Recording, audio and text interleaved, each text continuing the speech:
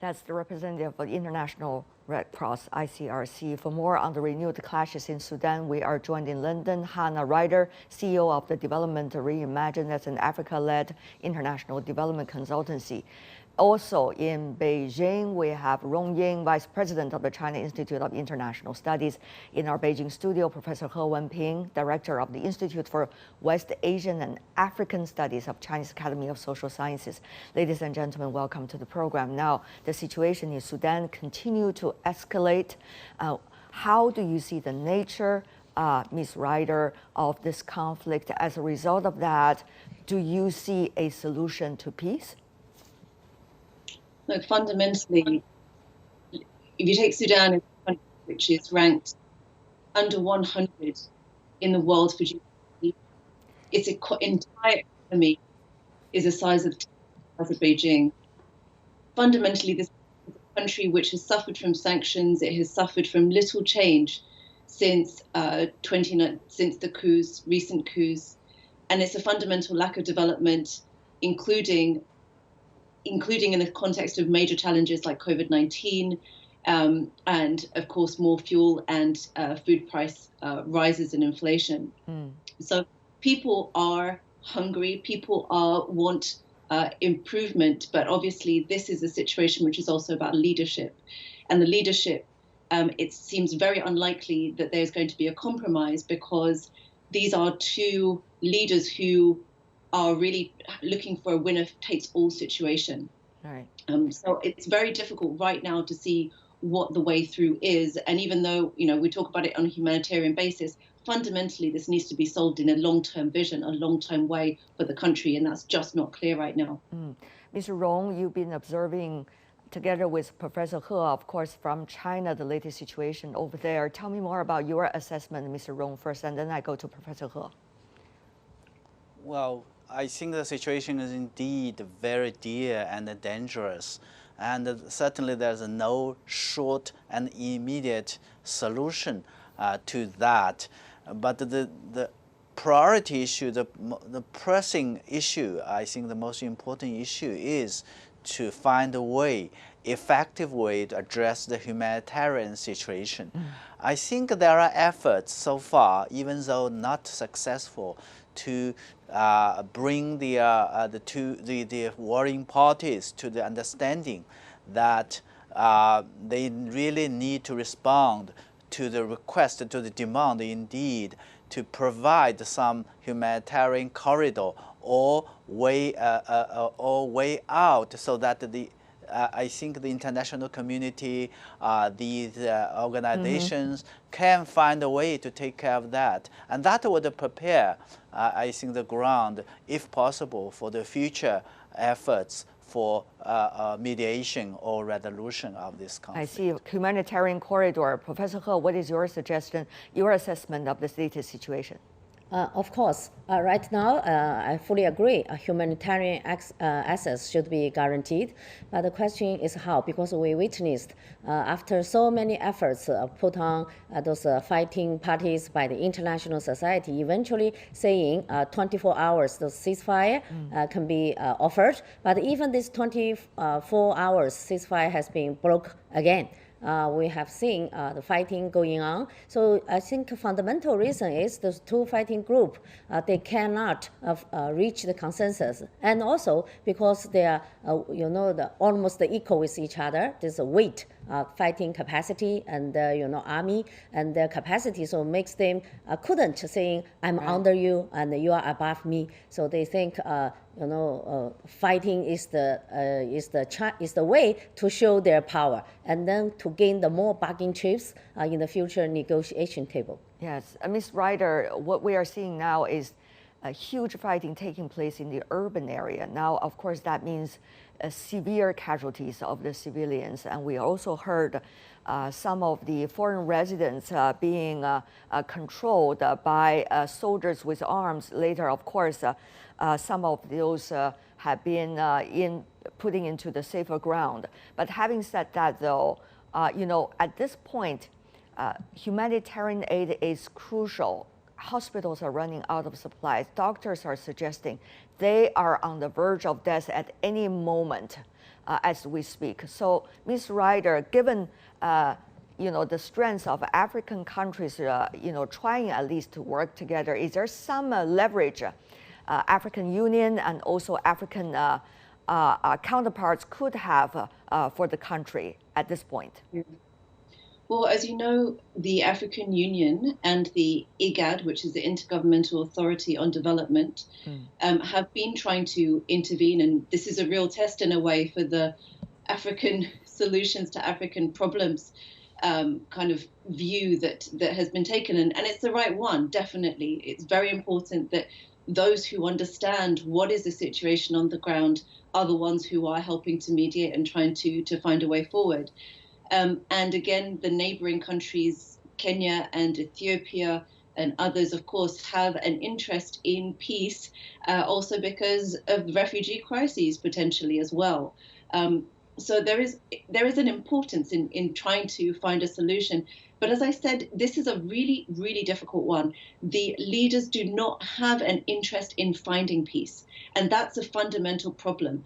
And so it remains for this African solutions to African problems to really find how can we find a way for giving them a vision for the way forward. Right. Of course, Ms. Ryder, as we indicated in the earlier backgrounder and our interview with ICRC representative about this, there is a lot that we can trace back in history, recent history, modern history of this country to suggest that the clues of this conflict. So do you see some of the most respected politicians or military personnel behind the scenes will be able to come out and provide some kind of platform for the two sides to come to any kinds of consensus, at least for humanitarian aid? It's definitely possible, and it has been done. We have just seen recently a protracted civil war in Ethiopia. There's been some peace found and some way of it was protracted. There was also issues, humanitarian aid and access and so on, but we have seen it. So there is definitely a possibility, but I think it will take a lot of creativity and a lot of very important, clever minds coming together to think about what the solution is. And I think one of the things that will not be a solution is sanctions. And that has been what has been expected to be the answer in the past. But it's clear that, and especially with the urban involvement, citizens' involvement, sanctions do not work as an answer. And definitely that should be off the table. Professor He, now also the UN Secretary-General have already spoken about the latest crisis in Sudan, especially with the loss of lives of 3 UN staff members over there inside the country.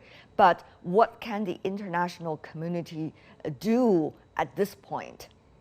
Yes, this is a great tragedy. Even casualties goes to the UN staff, but I think the international community can do and must do a lot now to preventing this conflict continue going on and also offer humanitarian assistance. So, for example, like not only UN and also regional those organizations like Arab League and African Union, like IGAD, just Hannah just mentioned. So all those international and regional organizations, plus a very powerful labor country like Egypt. Egypt also has a small military group, even has been held on in Sudan. They even couldn't have access back to Egypt. So Egyptian President Sisi now is being very actively to trying to mediate this conflict. And plus, I think can go to other big players in the region like Saudi Arabia, like UAE, and also as if you would talk about like United States and even Russia, and they all can play some role to those fighting parties they have some leverage on. Peace and development should always be the flags everybody should hold high. Having said that, though, Mr. Rong Ying, China has been talking about peace and development for decades, and of course continue to commit to that with the Global Security Initiative. Any role in terms of humanitarian support and also trying to support the mediation and solutions for peace can be provided from the Chinese side as well? Well, certainly I think China has made a very clear its positions by calling upon all the parties, the warring parties, to come to table to find the political solutions, political dialogues for resolving their differences, and of course, as a permanent member of UN Security Council, China has always played a very important role in promoting peace and fighting solutions. And equally important, I think, as a friendly country to Sudan, I think China would definitely explore and looking for ways and means to help in terms of providing humanitarian assistance, in terms of also, I think, helping find a way to meet if situations or conditions are ready to mediate. What I want to make it clear at this point is that while we are talking about the international community, regional diplomacy, which is, I think, so far has been very play a constructive role, we also have to be very careful that I think the danger or the concern that we have to really have to be careful that as the situation goes on, there will be no game, no external sort of interference, no taking sides of the parties. This is also very much important because the situation is complicated. Sudan is also very much, I think, strategically located, and there are differences, as we all know very well, among these players or stakeholders. So this is also a very important point that we have to keep in mind. Ms. Ryder, of course, there's concern whether there could be a proxy war for regional powers and even global powers inside Africa. Of course, people are working against that kind of concern. So how much important do you see what Mr. Rong just suggested should be bear in mind for everybody trying to seek a solution? Look, I think the role of the international community really is to create the space. We talk about safe space, but maybe brave spaces for dialogue and political mediation. And I think any country who does have good relationships with Sudan in general, has had a long history with Sudan, has an opportunity to help. But definitely, of course, the African Union and IGAD should take the priority. They should be the ones who are in the lead. As we said, African solutions to African problems. But the international community should ideally stay ready to help provide support from the humanitarian end, but also in terms of further development support, again, to also help Sudan deal with these fundamental questions. How can Sudan develop further and come out of being in a consistently fragile situation as it has been since independence? Professor He? Actually, when I heard this conflict broke out on the last Saturday, it immediately reminds me those similar bad story, happened like in South Sudan, like in Libya, like even Syria. So many those kind of situation when the big strong man being topped down and then followed with this political transition process, always, very difficult. And there is no such, segment can unite people together, especially united those two like a military strong person.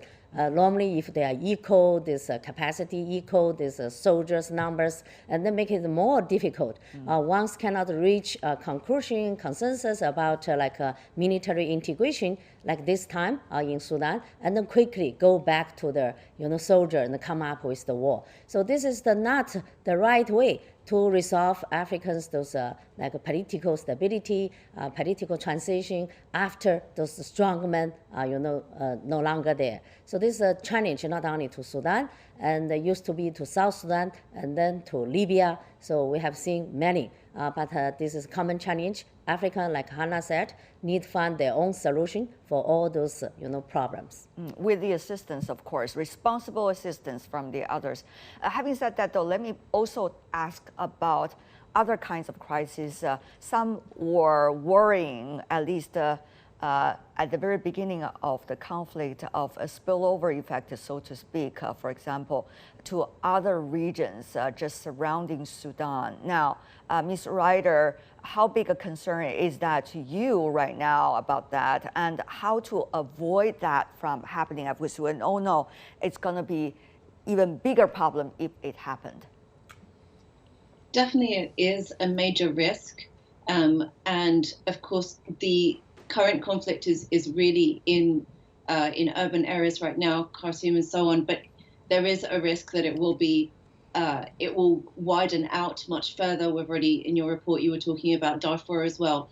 There is significant risk of refugee challenges, and therefore also of more challenges for other countries in the neighborhood. And again, kind of an escalation of all of this. So that's also why it is very important that all the countries in the neighborhood are also being helpful, that they're also being constructive, providing space for negotiation and helping to find a way through. Spill over into the Horn of Africa. That was the earlier concern, Mr. Rong. Now, tell me more about your assessment and how to avoid that possibility.